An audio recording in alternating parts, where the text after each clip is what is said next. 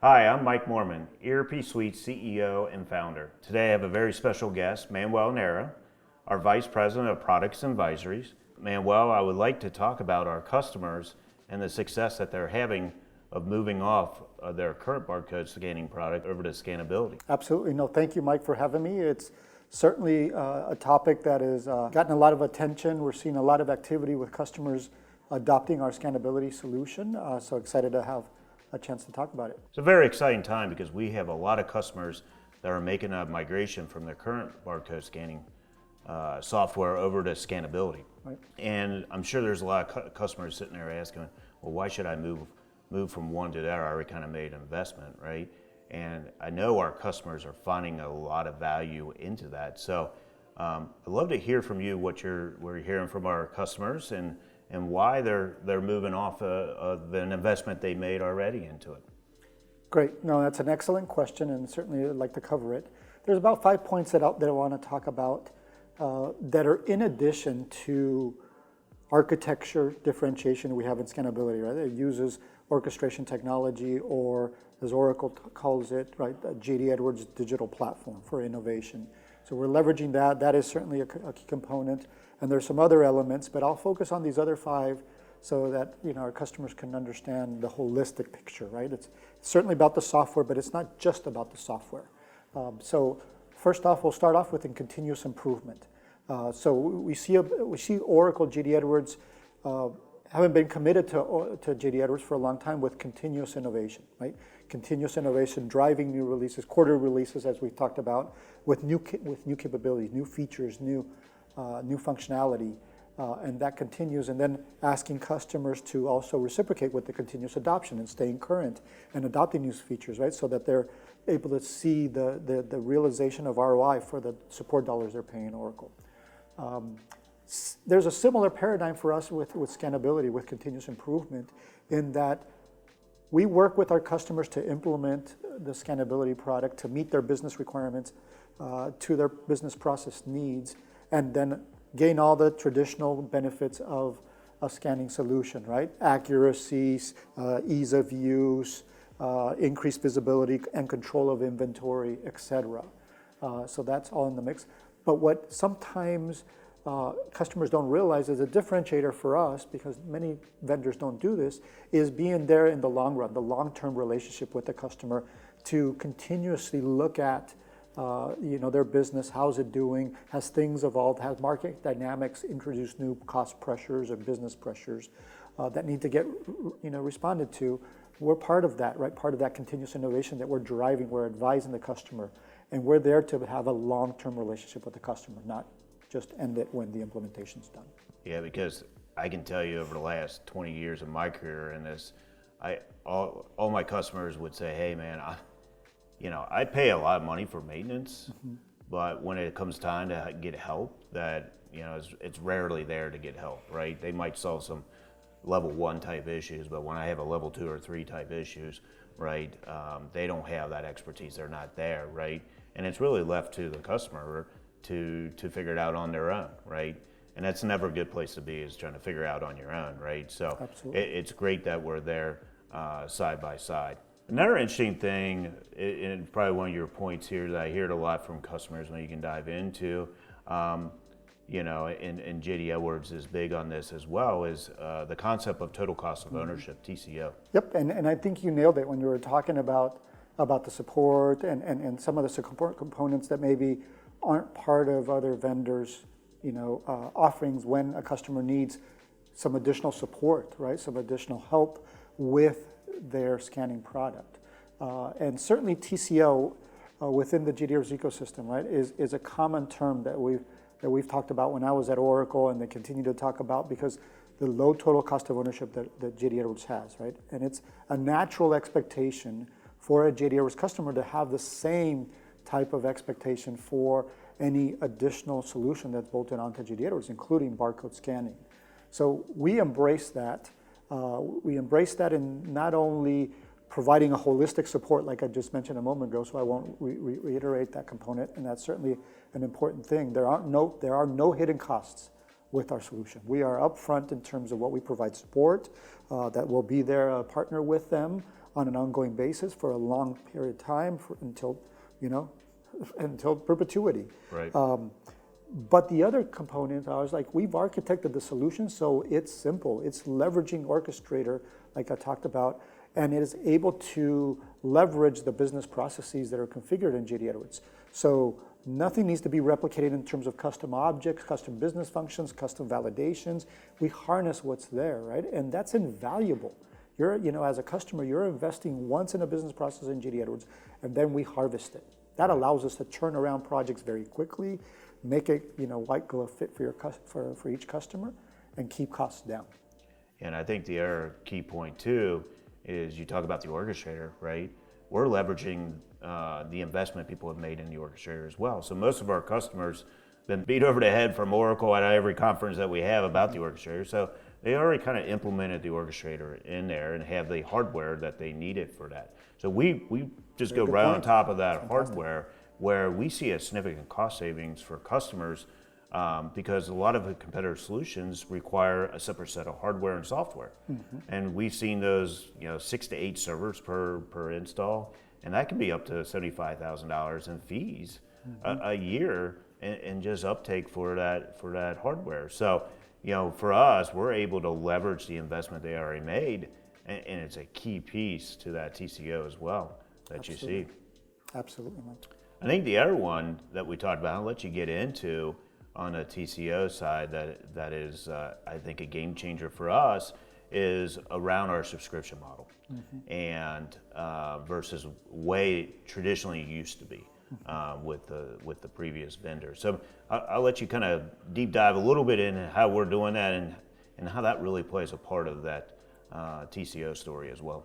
Absolutely. And I noticed, for the audience, Mike talked about subscription rather than traditional kind of license model, and that's a key point to understand, because when we look at how we price out Scanability and whatnot, it's what we would call a enterprise type of subscription, right? That is not predicated, not dependent on devices or users, right?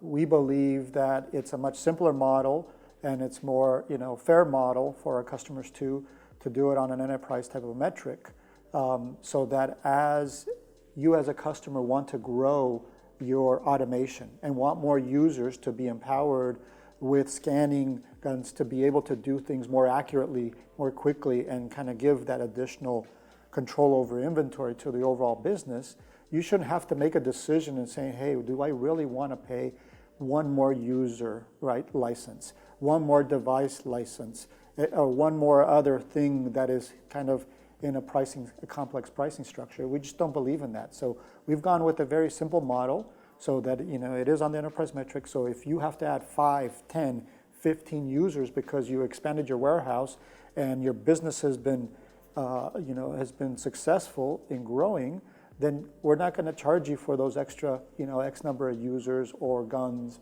that you're using. And that's a huge differentiator based on, what else is being done in the marketplace. Yeah, and the customers I've talked to who have that freedom now, right, really is big, because we've been in these customer sites and they're like, oh my God, now I can expand and get a lot more users and a lot more functionality of that. So I think that's a big part of that TCO story as well, that we have.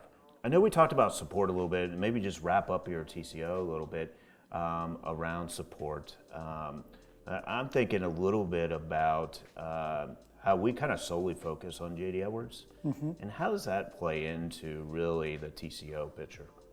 That's a great point. When we look at having to support as a software vendor one software for a particular back-end ERP system versus X number of them, right? You're really looking at a significant skill set diversity between one ERP to the other, right? JD Edwards is very unique in terms of its architecture. It's enabled TCO. I don't know if there's another ERP that is even close to it in terms of kind of how it's architected, how it's built, how it's designed for configurability. So that inherently for a vendor that's supporting multiple ERPs for a barcode scanning solution, that represents overhead costs, right? And typically, because of those costs, they try not to have specialized silos and try to share that knowledge across multiple ERPs. So you may, as a support consultant, may be supporting, multiple ERPs, right? Well, what does that do to your experience and your expertise? You start diluting it, right? Right. So you're able to be a jack of all trades, but a master of none, right? With ERP suites, we are masters of JD Edwards. That's what we focus on. That's our dedication. So you're going to get, your maximum bang for the buck with support if you ever need to reach out to us, or we're working with you proactively. You know that we'll know our stuff in terms of JD Edwards and won't be distracted by other ERPs. Yeah. Great points. So maybe the last topic, and there's probably a few other ones that our customers would say, but let's kind of end our conversations on this last topic. Kind of a sneak peek too, so maybe I should use the whole Oracle Safe Harbor statements there, Yep. right? But we're working with some of our customers as early adopters, Yep. and we're really working around analytics being built into the product. And the reactions that we had from them, and maybe you can talk a little bit more about it, of what we're doing with that analytics, and how that's going to help not just our current customers, but how maybe somebody looking to jump off a current product onto Scanability, why that's a game changer. Absolutely, Mike. And first of all, it's important to understand that analytics, we hear analytics all over the place, right? Not just within the JD Edwards ecosystem or Oracle ecosystems, across technologies, right? Analytics. But it's important to understand there's analytics from the perspective of the harvesting of data, the kind of smashing together of data, and to be able to find patterns in that data, right? And that's extremely valuable. And that's what we have today with Scanability, with the analytics functionality we have today. But if we're looking ahead, like you're saying, hey, what else are we looking at doing? It's analytics that for you as a customer not only helps try to find those patterns that you can see today and what that means in terms of context today, but also being able to help you as a customer determine what might be down the road. What are the beginnings of a developing pattern that maybe doesn't have a tangible impact to your business today, but 6 months from now, a year from now, 18 months from now, then it becomes significant. That if you were to wait till then, your ability to react is going to be impacted because it's going to be a fire drill by then.